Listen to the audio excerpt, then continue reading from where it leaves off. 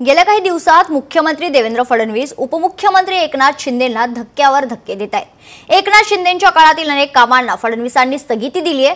त्यातच आता आरोग्य खात्यातील तब्बल 3200 कोटींची कामं फडणवीसांच्या रडारवर आली आहेत। त्यामुळे तत्कालीन आरोग्य मंत्री तानाजी सावंत अडचणीत येण्याची शक्यता आहे। पाहूयात नेमकं काय झालंय।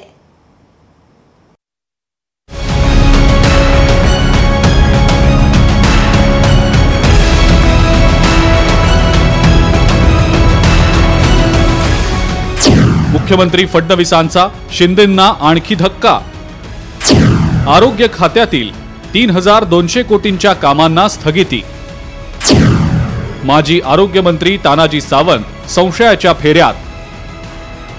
गेल्या काही दिवसात मुख्यमंत्री फडणवीस आणि उपमुख्यमंत्री शिंदे यांच्यात कोल्ड वॉर असल्याच्या चर्चा रंगल्यात। मुख्यमंत्री फडणवीसांनी शिंदे सरकारच्या काळातले अनेक निर्णय रद्द केले, तसंच अनेक प्रकल्पांना स्थगिती दिली। त्यामुळे या चर्चांना आणखी बळच मिळालं।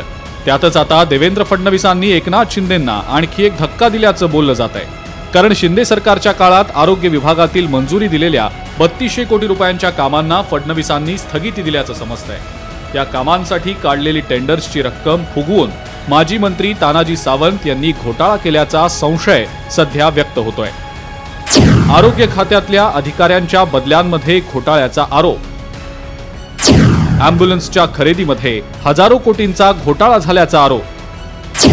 रुग्णालयांच्या यांत्रिकी साफसफाईचं 3190 कोटींचं कंत्राट संशयाच्या भोवऱ्यात। याबाबत आम्ही उपमुख्यमंत्री अजित पवार आणि विद्यमान आरोग्यमंत्री प्रकाश आबिटकर यांना विचारलं असता ते काय म्हणाले पहा।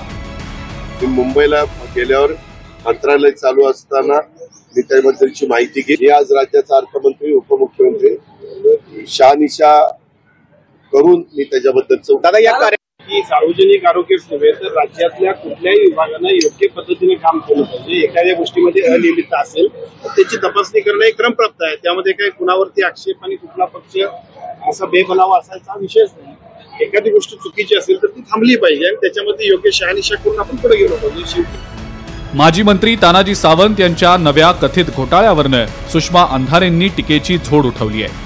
एकनाथ शिंदे यांच्या मंत्र्यांचे नवनवीन घोटाळे समोर येत आहेत, मात्र सरकारचे भक्तुल्ले यावर गपगार पडल्याची टीका सुषमा अंधारेंनी केली आहे। शिंदे साहेबांच्या मंत्रिमंडळातल्या एका मंत्र्यांचे घोटाळे आता बाहेर येत आहेत।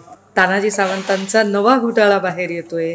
स्वच्छ आणि पारदर्शक कारभाराच्या नावाने रोज ऊर बडवून घेणारे शिंदे फडणवीसांचे भक्तुल्ले मात्र आता गपगार बसतील। फडणवीसांनी शिंदे सरकारच्या काळातल्या अनेक निर्णयांना स्थगिती देण्याचा सपाटा लावलाय। त्यातच आता तत्कालीन आरोग्य मंत्री तानाजी सावंत संशयाच्या भोवऱ्यात आलेत। आधीच मुलाच्या न झालेल्या बँकॉक वारीवरनं तानाजी सावंतांनी पोलीस यंत्रणेचा गैरवापर केल्याचा आरोप होतोय आणि त्यातच आता त्यांच्या कार्यकाळातील कंत्राटं संशयाच्या भोवऱ्यात अडकलेली आहेत। त्यामुळे आरोग्य खात्यातले हे घोटाळे जर सिद्ध झाले तर तानाजी सावंत यांच्या अडचणी वाढण्याची शक्यता जाणकार व्यक्त करतायत। भूषण शिंदे, लोकशाही मराठी, मुंबई।